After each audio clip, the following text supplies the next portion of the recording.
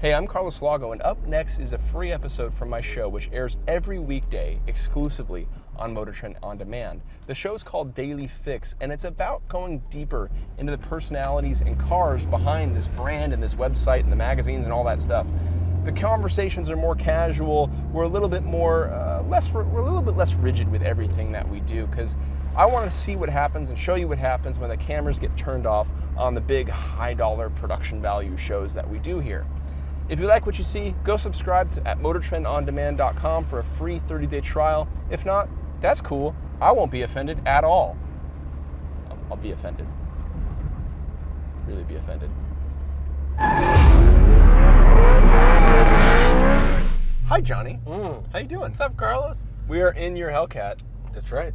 Now, you were saying something about you had a band name, or a band idea. Yeah, so we start a death metal band. Yes. Called... I'm in. Okay, so you play guitar, I play bass. Okay, in. We'll get like a drum machine just to go... Easy. And we'll call it Senators of Despair. And then the Hellcat will be the singer. Okay. So you just rev it, but you'll have the voice to intro the song. Yeah. This next song is called... How many cubic inches is 6.2 liters? Yeah, because you have to change it to an American. Yeah. You should know this. So, I know, it's like 400. I think it's 400. 400. This next song is called 400 Cubic Inches of Suffering. And then... Ah. But the engine's like just doing Whoa, that. yeah. And then, you know... What do you think? I think we could just end this video right here. Yeah. And cash the check. It's perfect. Let's just go We'll go drive right to a recording studio. Yeah. We can hammer out this album in, what do you think, an hour, 2 hours? Well, remember there was Hatebeak. There's Hatebeak So is Hatebeak great. was a really good death metal band. They had a parrot named Waldo on vocals. And then there was Caninus. Do you remember Caninus? I don't know Caninus. 2 pit bulls as lead singers. That's awesome. They would just play great. death metal and the dogs would bark. It was so good. It's kind of a bummer how having an animal or a thing as your main vocalist in your death metal group is like already a trope. Like I'd say it's no. The problem is that there's not enough of it. Yeah. Okay. Like I want more animals singing for bands. I think a car as a lead singer would be really good in a death metal band. Hellcat. Yeah. This next song is called I Am Hellcat. And it's actually spelt out Hell. Yeah, and then you just start revving. Yeah. And the nice thing is you only have to get like one rev and you can just loop it. No. You gotta have somebody actually play the Hellcat. Play the Hellcat? Yeah. But we can only have like one song. What? Yeah, but like what, from just, the melodic standpoint, what notes do you think the Hellcat engine plays? I mean, Rev it? what?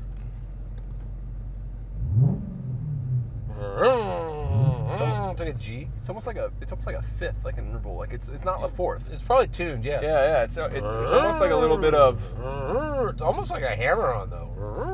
Like a step. like probably the overtones kind of make it like a second and a fifth, but yeah, it's getting really musical nerdy while we talk about Yeah, 707 that's horsepower what the kids, Charger. that's what the kids like to watch. So if you haven't already watched the Just Showed Up video, this is Johnny's long-term Charger Hellcat, and that means he's since February somehow accumulated 13,000 miles on this Is it car. that many? Oh my God, it's 13,151. Hey man, it's almost like it drives itself. Or it's 6 almost months. like I can't keep people out of the car. 13,000 miles in 6 months. Okay, so that sounds like a lot. Remember the Cadillac CTS-V wagon with a manual long-term car I had? Yes. 37,000 miles in a year. In a year. You also drove that on how many road trips? Me personally? Yeah. 20. But the point is, 13,000 ain't squat compared to what we did to that Cadillac. If they made Yes. a Hellcat wagon... Yes, for the manual. Remember the Magnum? Yes. They did make Yes. this car did Yes. come as a wagon. You could conceivably put this car together Yeah, you could. as a wagon. You could. And like no one would buy it, but it would be awesome. Shh.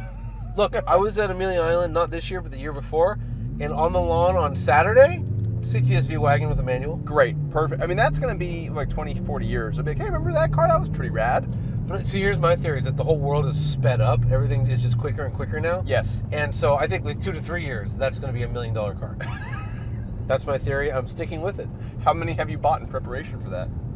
You know where I work. Oh, what's this? This is a stop sign. Yeah. Actually, you know, the wagons, the prices are going up. They never went down. Really? Yeah. They dipped to like, okay, so new CTS-V wagon was like 65, Yeah. let's say, 70, fully loaded. They dipped to about 58 with like 20,000 miles on them, and then they've been going up and up and up, and now they're like they're 70. So they've actually increased. Yeah, that's pretty fun. You were saying? That's pretty fun. You should be in like a slightly sportier mode. Frankly, No, but here's why, just for the engine note. Here, there you Okay, go. Bam. yeah. All right, so now do that same thing again.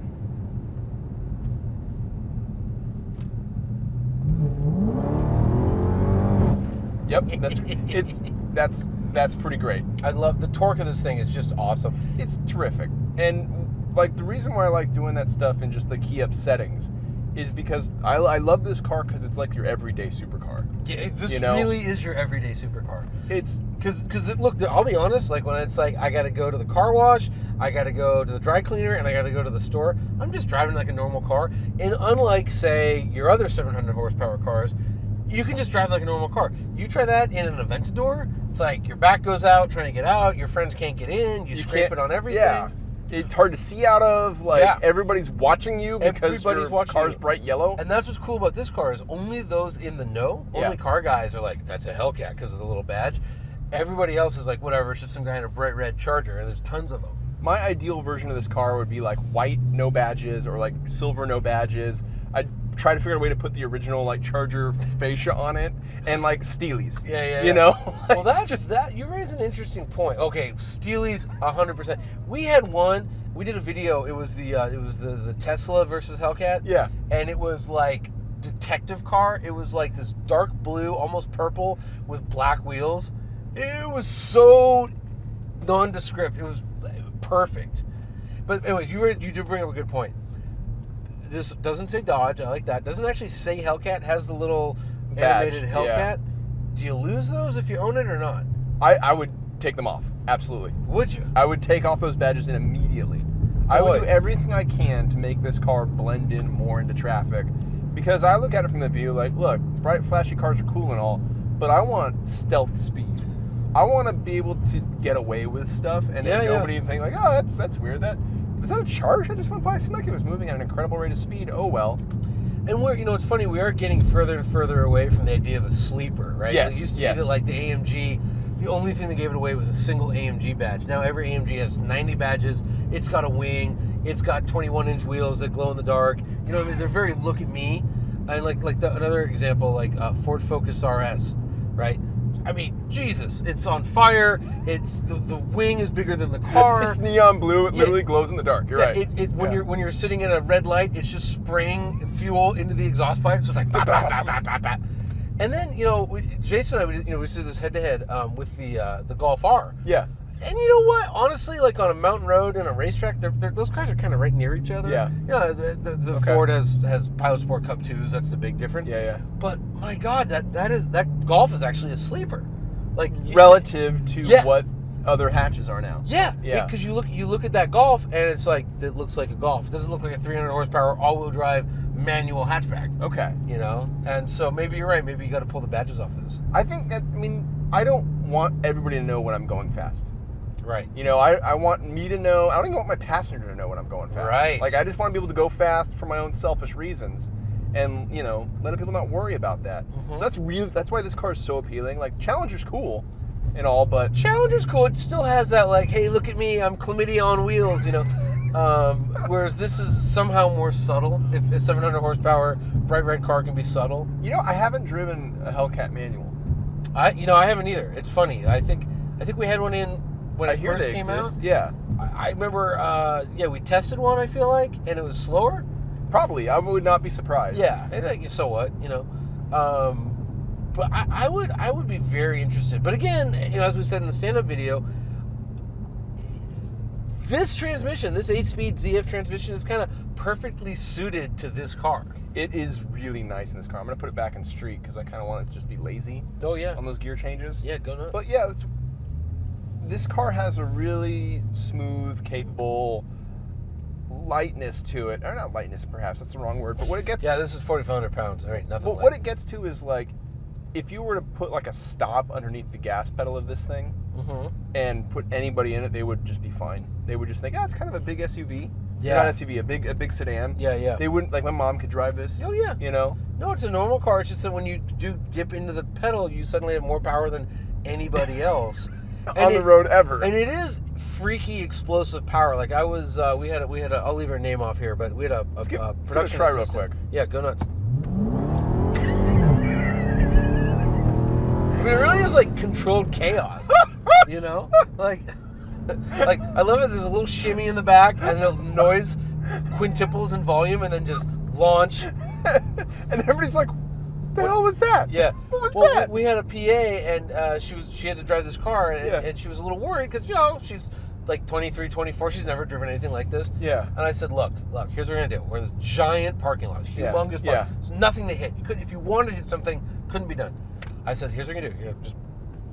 Just, point straight. Just push the pedal to the floor for 3 seconds. Yes. And then hit the brakes. Yeah. Couldn't do it. It was too scary. It's too violent. It's, when you haven't experienced this kind of tremendous power, I could totally understand that. Yeah. But when you drive something like this every day, everything else suddenly feels like slow and languid, right? It is weird transitioning back to reality. Like, for instance, I was just on vacation and our rental was, actually it wasn't a rental, Chevrolet gave it to me, but it was a Cruise RS. Yeah. So, I drove to the airport in a Hellcat and I got out of the plane and I get into a Cruise and it's like just like a normal, that's a nice car. It's a little like 1.4 liter turbo, bangs around, gets 50 miles a gallon. Like, thing was sweet. Yeah, but 1/7 the horsepower. Yeah, right? yeah. Or Yeah, 2/7, I don't know. Whatever it is. Fractions, Let's say 1.57. That sounds good enough to me. That's how I do math, right? 1.5 1.5 sevenths of the power of a Hellcat. We're probably pretty close to being accurate. I mean, sure. We'll let somebody else. The people watching this are sitting there right next to like a calculator or something. They can look it up and yeah. let us know whenever comments are live. Yeah. Hey, we're getting on the freeway. Punch it. Well, I will do that as soon as if I feel okay. Let's do it now. Yeah.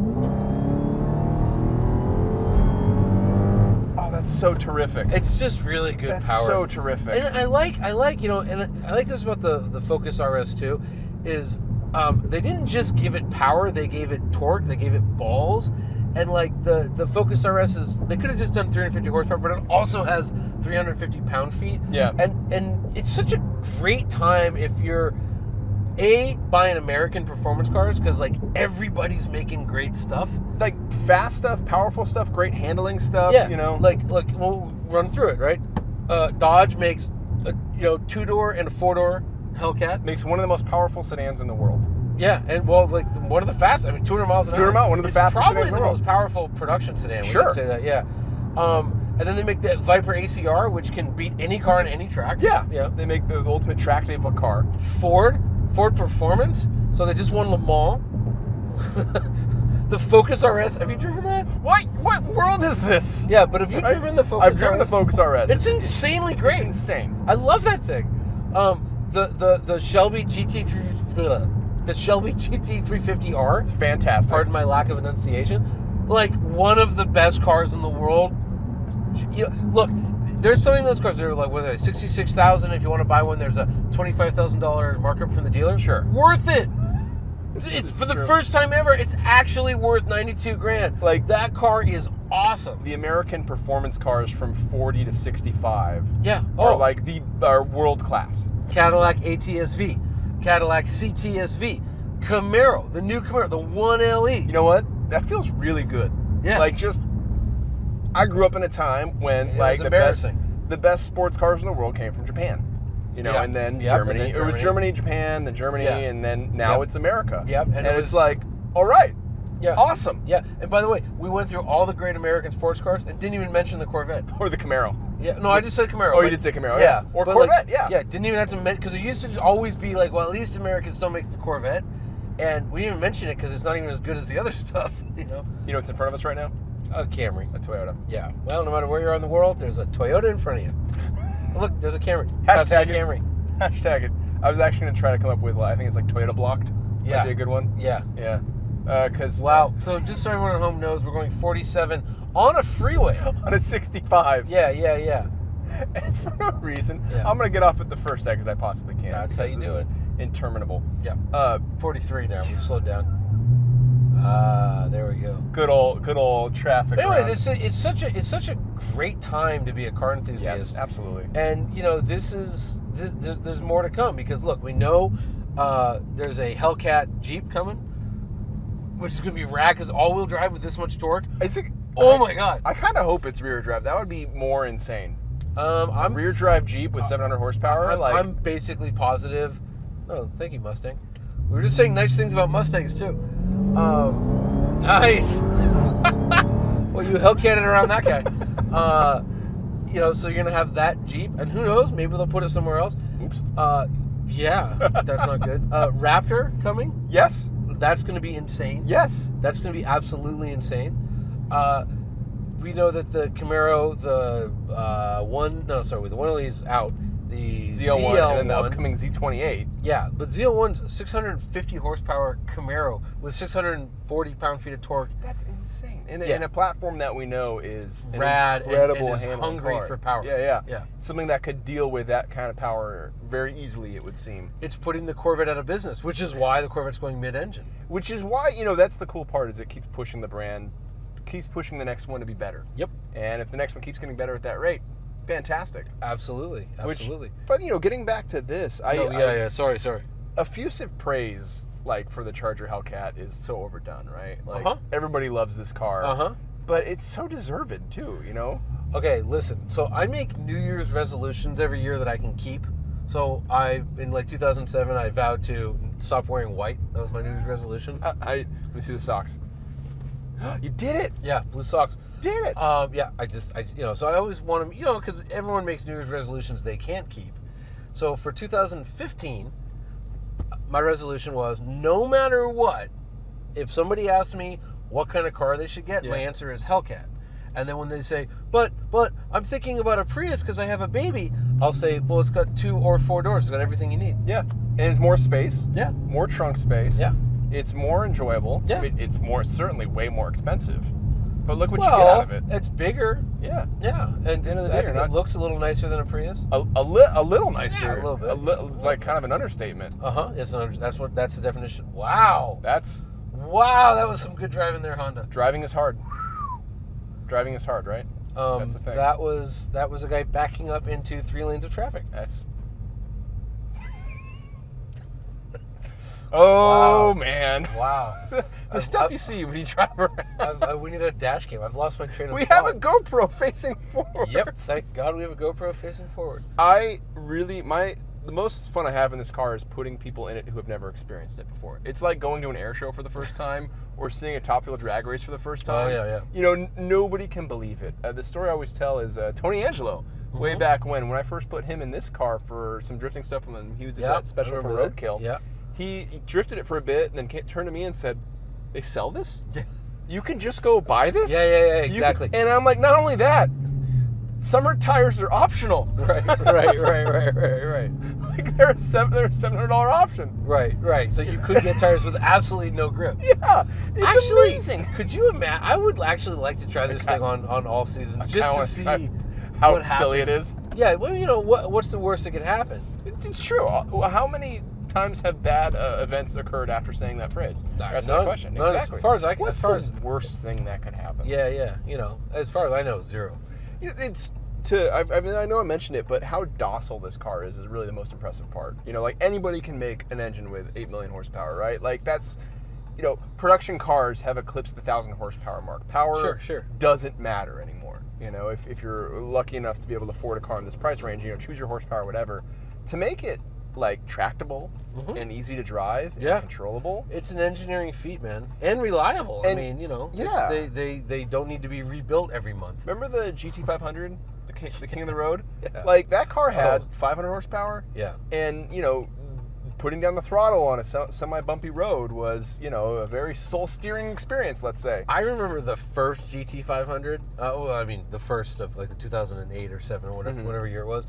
I'm shocked I'm alive. I was a lot younger, luckily, but I remember once kind of trying to. A friend of mine had a S6, the V10 S6, and I wanted to show him how fast this car was, And I went and I launched in a straight line, and we wound up on the wrong side of the road.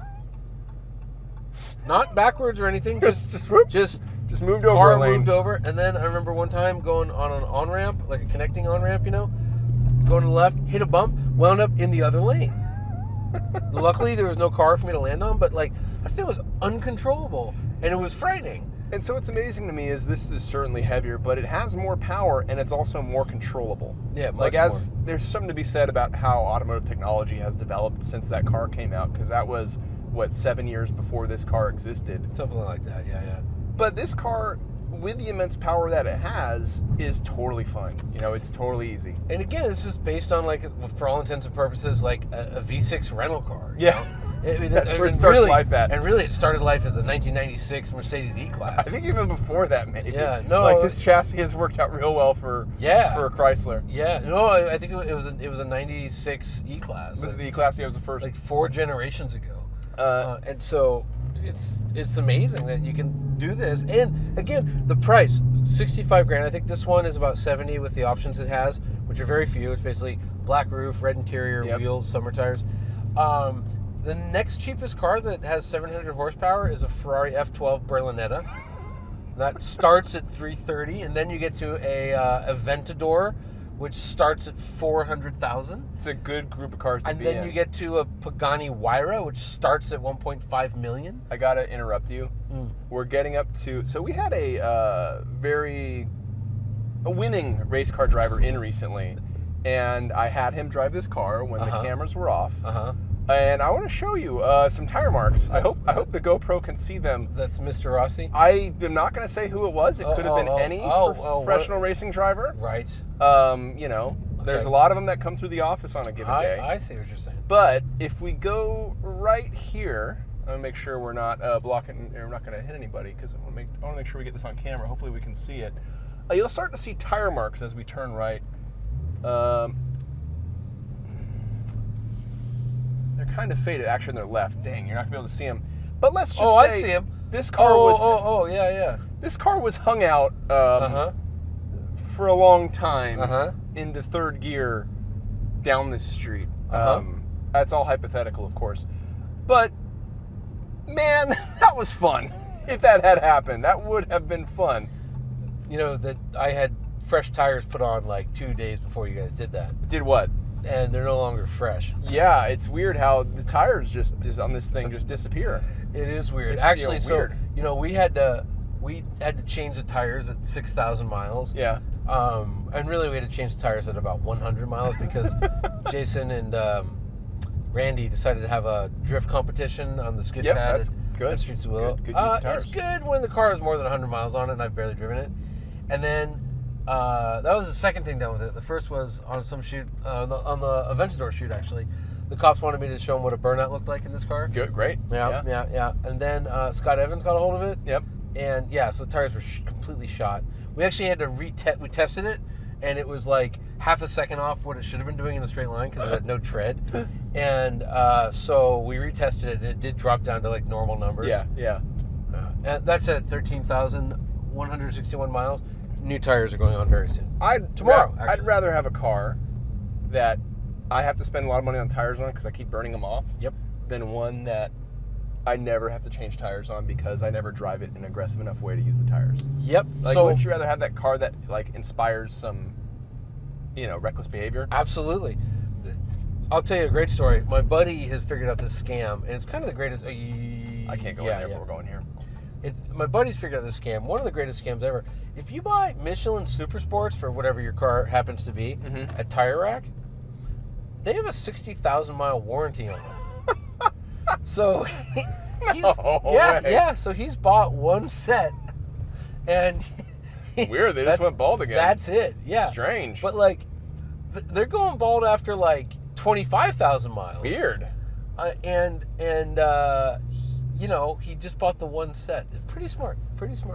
That's clever. So now you know how to scam warranty claims. I wonder if we should cut that out now. We'll keep it in. Why not? Right? I didn't say who my buddy was. Yeah. Or what kind of car he drives. But get all your tires through Tire Rack, right? Always. Well, thank you, Johnny, for letting me drive your long-termer. Anytime. I'm glad I didn't contribute to the tire destruction. And I really think we should record a Centimeters of Despair song featuring the Hellcat. All right.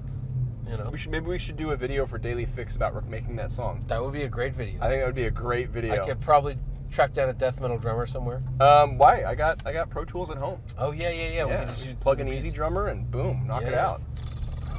That'd be great, I think. See you guys next time.